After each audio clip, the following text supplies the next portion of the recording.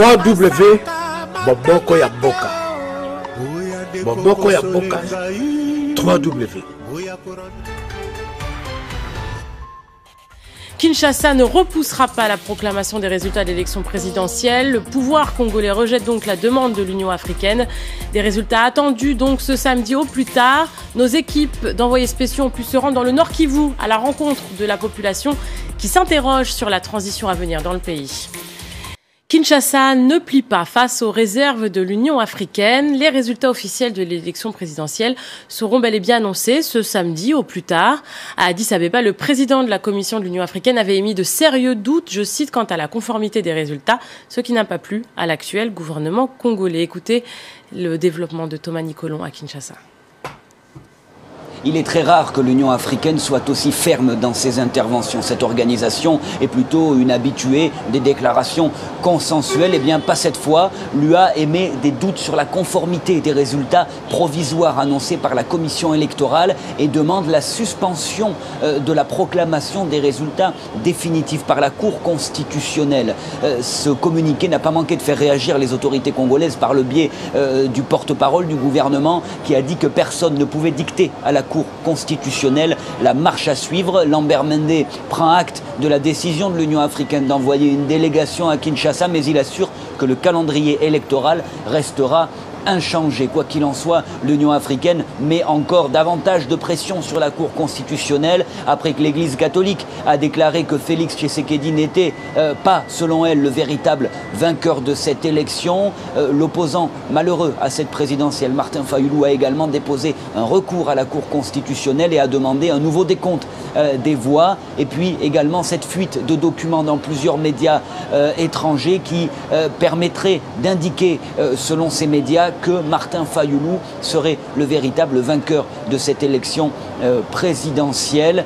Quoi qu'il en soit, l'Union africaine compte amener à Kinshasa une délégation avec une mission délicate, faire valoir la vérité des urnes, mais éviter l'invalidation de l'élection puisque celle-ci mènerait à un maintien de Joseph Kabila au pouvoir. Et tout le pays attend donc de connaître la réponse de la Cour constitutionnelle au recours déposé par Martin Fayulu qui revendique donc sa victoire. À l'est du pays, dans le Nord Kivu, la population vit dans l'insécurité suite aux attaques des groupes armés. Nos envoyés spéciaux se sont rendus à Goma, l'un des bastions de l'opposition, pour récolter les témoignages de la population dans cette attente des résultats. Voyez ce reportage de Julie Djungelov, Abdallah Melkawi et Grania Harrington. Cela ressemble à une journée comme toutes les autres à Goma. Mais la population vit dans l'attente. Ces élections leur apporteront-elles le changement tant attendu? Des années d'insécurité et de pauvreté ont largement érodé la confiance en la classe politique. Ce qui nous intéresse, c'est parce que Kabila a quitté le pouvoir et le Tshisekedi est là. Donc le reste, ça ne nous intéresse pas.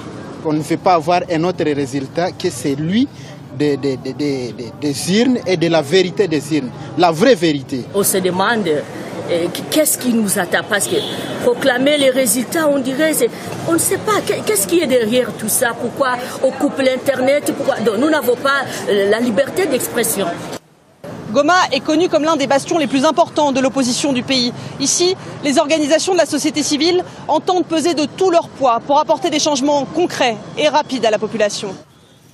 Ces jeunes hommes appartiennent à la Lucha, ou Lutte pour le changement, un mouvement citoyen très populaire à Goma.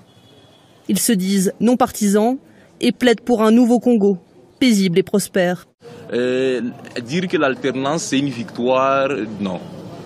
Parce qu'il peut y avoir alternance, mais si le social du peuple n'est pas amélioré, les gens vont nous voir toujours dans la rue. Nous sommes prêts à verser notre sang jusqu'aux dernières gouttes pour que nous puissions libérer la classe congolaise de ces Manitou qui ne sont pas à mesure de répondre à nos besoins, à nos préoccupations. Voyez-vous qu'il n'y a pas d'eau, il n'y a pas de courant.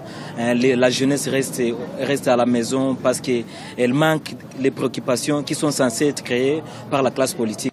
Jean-Paul et les autres disent attendre avec impatience la proclamation définitive du nom du nouveau président pour décider la suite qu'ils donneront à leur lutte.